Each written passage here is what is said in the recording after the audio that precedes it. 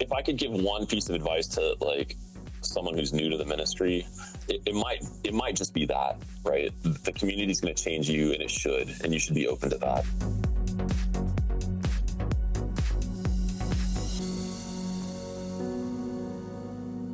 Hey everyone, this is Jeff Martin, and welcome to the Gospel Anchored Leadership Podcast. Today I'm once again with Tim Boerger, who is pastor of Good Shepherd Lutheran Church in Olney, Maryland. This is part 2 of our conversation. We basically cover 3 topics. First, we talk about denominational tribalism. We talk about church authority. And finally, we deal with the issue of finishing well. I'm a bit eclectic. I'm a bit of a spiritual mutt. You not as much, obviously, because you've been connected with the Lutheran Church your entire life, right? Yeah. It's been, like from birth. You have, and yet here we are. We're having this conversation, and you and I have connected through a different space. Why do you think we're so tribal? Yeah, that's a good. What prevents a conversation between brothers and sisters in Christ? I mean, probably sin at the foundation, right? Okay. But I mean, I think there are a few things. Some of it, I guess, I would say is maybe more innocent than others, right? Okay. Some of it is that, right, and I guess, I'm a good example of this, right? I'm born into this tradition. My father, my great-grandfather are pastors in this church body. Yeah. Which is incredible. You should. Yeah, it's an incredible, rich history. You have 4 generations. Is that correct? Yeah, and beyond that, right? My great grandfather was a parochial school teacher, so on and so on. So yeah, it's this rich legacy, right? But we, our church body came into this country in the founders of it came in like the 1830s, 1840s. And it came from Saxony originally. And so they came as this distinctive, German immigrant group, and remained in, among other things, in a kind of ethnic isolation until after World War I. And we're really only kind of forced into, came into the mainstream of American society because Germans came under kind of persecution during World War I. And so overnight, suddenly everybody became super American. And that was my great grandfather's ministerial challenge is he did all his seminary training in German and Latin and served through the transition from German to English in the church. So, we kind of came into with this, not only a theological enclave, but actually a cultural and linguistic enclave. And so there's an extent to which that creates maybe a habit of being siloed, right? That you're just kind of outside of the mainstream of, say, kind of American Protestant discourse, and you get to like it, right? It becomes a habit, and it's that's changed. It's kind of ebbed and flowed over time. World War II was a really watershed moment for our church body because we had all these chaplains, go into the service. Other people, obviously lots of young men went to the service, but we're encountering, became friends with and were in dialogue with, folks from other denominations. And that created a real impetus to open up to a certain extent. In this country, you've got, not only theological differences, but kind of, ethnic, cultural differences. Yeah. And those things are real, right? They, and they can present barriers that, we're not always even aware of. So that's part of the answer. Institutions have their own inertia, and there's always this self-preservation, right? And part of that self-preservation comes through separation, right? Distinguishing us from everybody else. Right. And this is not to deny the real theological differences that exist, right? Yeah. And to address those theological differences, or even to say, for a lot of things, hey, this is secondary. This does not impede our relationship as brothers in Christ. It's one thing to say that, right? But if we're going to then act on that, then there's an extent to which we have to kind of die institutionally to allow something new to come to life. And that's hard, right? Because we don't want to die, right? And the institution doesn't want to die. Well, and maybe we have to die personally first. Yeah. Oh, sure. Right? Yeah, sure. So even what I'm hearing you say, it's like you won't even have this conversation theologically with someone because of the personal cultural disagreements that you think you already have. Like you. So, sure. Yeah. Foreign, I mean, even when you're talking, I'm thinking the founding of this country is a definition of what we're not. We're no longer England. It's just yeah. Right. And now everyone comes and defines, why did you come? I left something. Right. So a nation of immigrants is leaving something, and obviously others were brought here against their will. Right. We have this, we're not, we're not Baptists. We're not denominational. We're not Paedo-Baptist. It's like, so we're not. Right. I wonder if with our nation as divided as it is, we have our own little, context that we live in, but where out of necessity, believers will start to acknowledge other believers and say, where do we need to renew our conversation, our fellowship with one another for the sake of the witness of the gospel? Yeah, I think that's true. And I think some of it, and I've seen some of this, I feel like I've seen some of this happening. It's not simply, the pressures of an unbelieving world. Okay.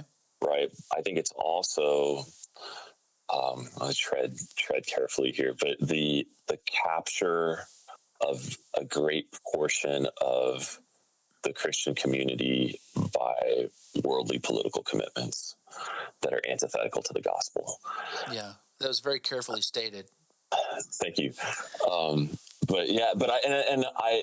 I've seen people who have stood up against those forces in the church, and even often in the in the mildest way, and in some cases have been, certainly many cases have been attacked, in some cases have been driven out of the church, out of their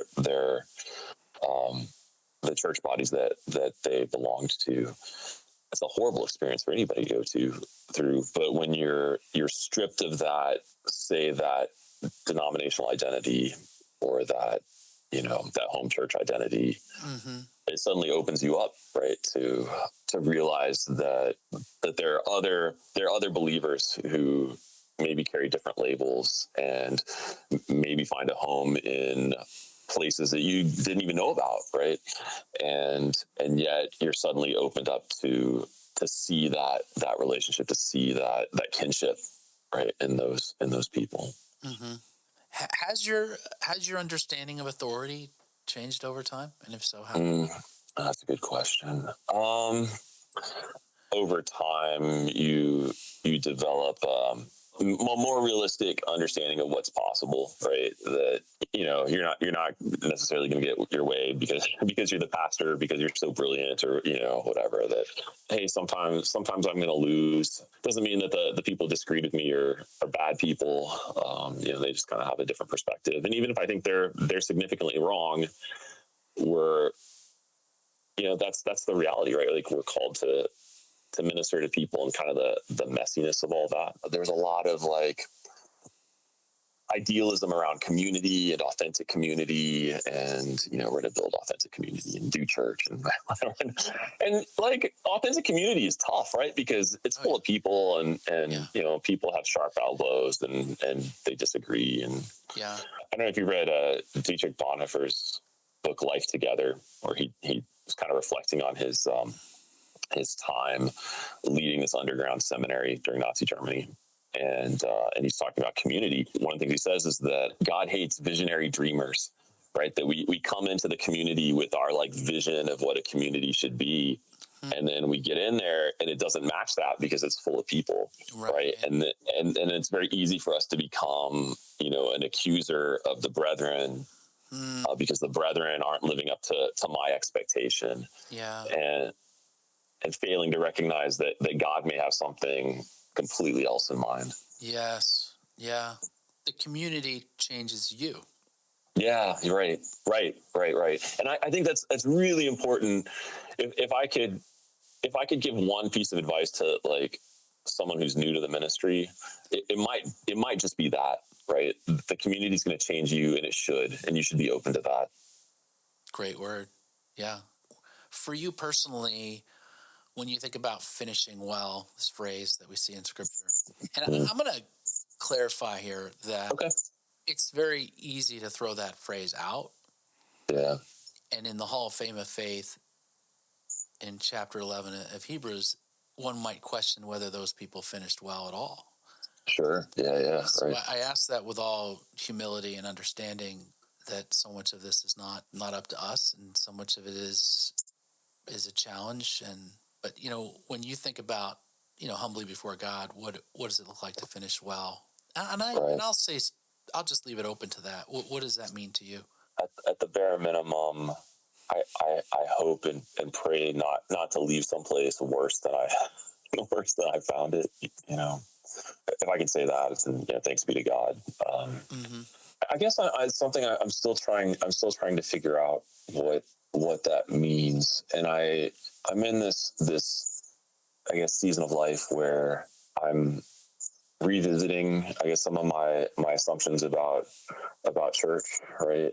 And we've talked about this, and again, to be vague enough for the sake of confidentiality, I've recently been witness to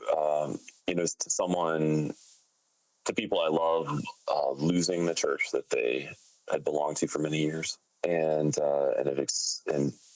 just witness the hurt and confusion that goes along with that. And it's a reminder, to go back to Hebrews, right? That here we have no earthly city. And so I think that the Lord has been maybe stripping me of some of my idolatry of church, right?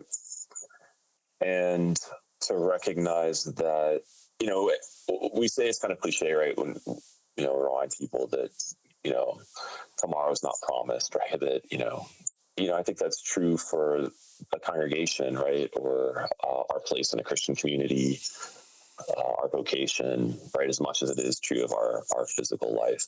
Use another example that's actually very close to my heart. The congregation, my first congregation that we were talking about, which I left 7 years ago to come to Maryland. They actually just closed.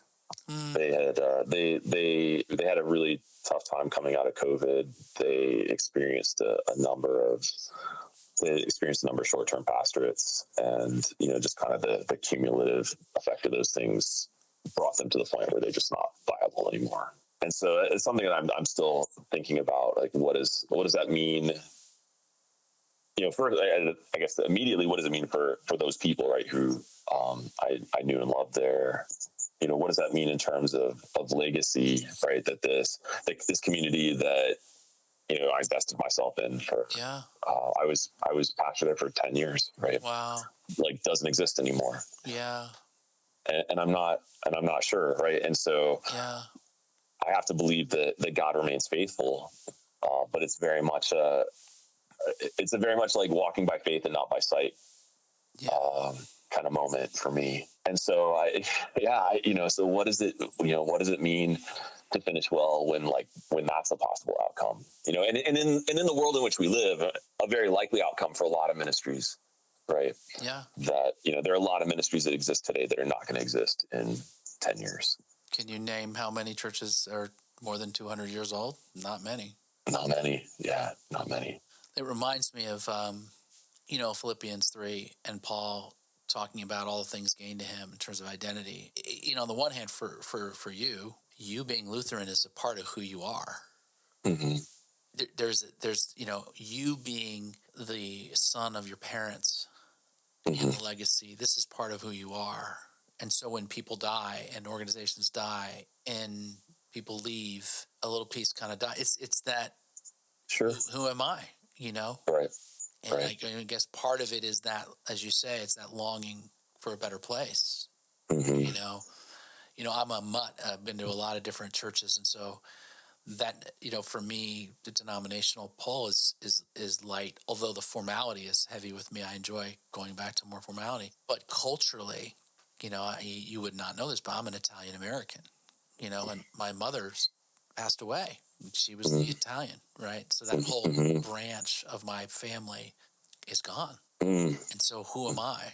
Kind of an identity junkie, because I feel like it just drives so much. Oh yeah. It just drives so much of how we feel, and it's that, the things you're talking about, they're not unimportant. They are part of who it is that you are. And I guess in heaven with Christ, we become who we've always intended to be. But, I won't cease to be Italian American. Right. My wife and I have talked about this before, where this is probably not going on the podcast, but where, there's no marriage in heaven. People say there's no marriage in heaven. I'm like, I don't think the Bible teaches that there's no marriage in heaven. It says there's no giving and receiving of marriage in heaven. Yeah. But it seems to me absurd that I will not recognize Mary as my wife. Right. Because if the whole point of like comforting in First Thessalonians, right, is like, you will see them. Who am I going to see again? These aren't people unrelated to me. Yeah. I mean, this is my son and my daughters and my sons-in-law. We are part of this family, and yes, there's the family of God, but it seems a little bit, I don't know, convenient just to say, well, those distinctions are not they don't matter, right? Yeah. They don't matter anymore. Not the least of which I'd love to have sex with my wife in heaven, because I think that would be awesome. But you know what I mean? Like it's that who you are is, it's why we don't talk to each other. Right. It's, we're afraid. There's a lot of fear of like, if I move towards this person, what's it going to cost me? And am I going to have to start changing my view about something I've been very comfortable with for a long, long time? Right. And yet that's what the gospel demands. Yeah, that's right. And you're at that age too. Yeah, I can actually, it's old enough to be able to I can see retirement on the horizon, right? You're on the back nine. Yeah. Yeah. Men especially, we're obsessed with making our work and productivity the end. Kind of. Yeah, sure. It strikes me as a very, and this maybe, it strikes me as a particularly American kind of luxury. Yeah, right? Sure. Right. Yeah. You've got to work your way up Maslow's hierarchy of needs before you can get to that. Right. But it may be too, part of that, you were talking earlier about, at the beginning of this country, everybody sort of defined themselves in terms of well, I'm not that anymore, right? That I was. But very often what people were, among other things, and in many cases leaving, horrific oppression, but they were also leaving societies where they were plugged into, they had a place, right, in the society. It might not have been a very good place, but they knew who they were kind of in relation to everybody else. And here, at least I think the script we've got, I don't know that it's as true as we think it is, but, I get to achieve my identity by what I do. Right. And make it. Now make it. Yeah. Really creating an identity now.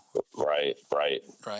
Tim, thank you for your time. Really appreciate this conversation. You did great for your first podcast, and this is like my fifth, so I'm so much more a veteran than you are. 5 times.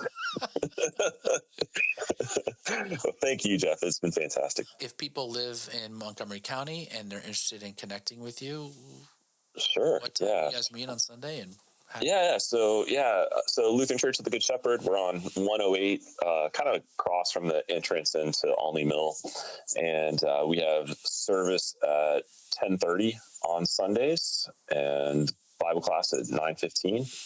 And you can find us online. We stream our services as well if you want to check us out that way. And we would love to meet you. Awesome. All right. Thanks, Tim.